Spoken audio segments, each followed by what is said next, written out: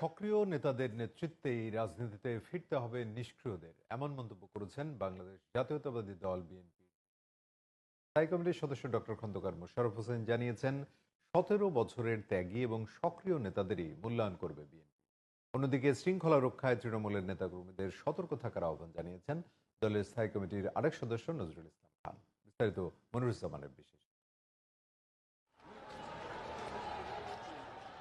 ২০০৭ সালের পর থেকে ১৭ বছরের বেশি সময় ধরে ক্ষমতার বাইরে বিএনপি।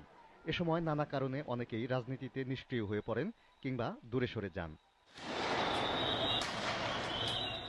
আওয়ামী লীগের দেড় যুগের একনায়কতন্ত্রের বিরুদ্ধে রাজপথে আন্দোলন করতে গিয়ে বিএনপি ও সহযোগী সংগঠনের বেশিরভাগ নেতাকর্মী জেল জুলুম কিংবা নির্যাতনের শিকার হয়েছেন। সরকারের রক্তচক্ষু উপেক্ষা করে দলের আদর্শ বাস্তবায়নে ভূমিকা রেখেছেন তারা। দীর্ঘ আন্দোলন সংগ্রামের ধারাবাহিকতায় তৈরি করেছেন সরকার পতনের পথ।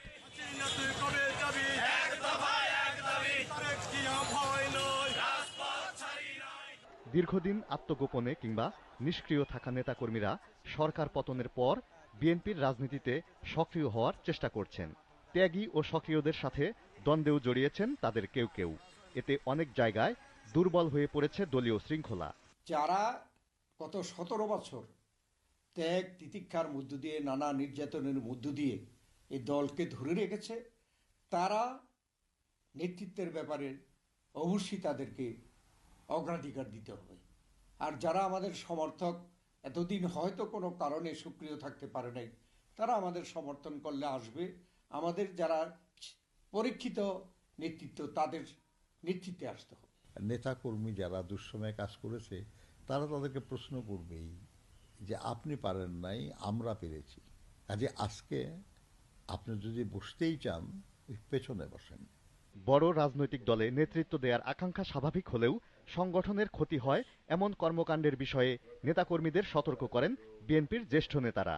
যেখানে নেতাকর্মীদের মধ্যে বিভেদ নাই, যেখানে দলে কোনো ঐক্যে কোনো ফাটল নাই,